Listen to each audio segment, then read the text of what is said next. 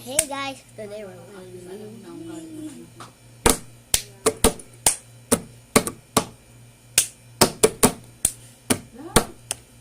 Tsaka hindi na siya dapat Yumi. mahaba-haba ng message niya kayo. Message ni OJ sa kanya, pinawag na sa akin. Ano yung nakalagay?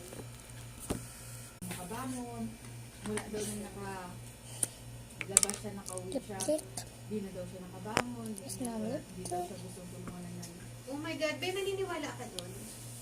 Rex, okay. Ayaw kang tulungan ng nanay mo. Tulungan mo yung sarili mo. Oh my God. Tsaka hindi naman totoo na hindi siya tinulungan, di ba?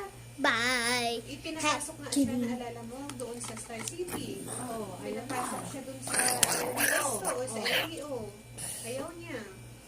Rex, Bye bye, bye bye, bye bye.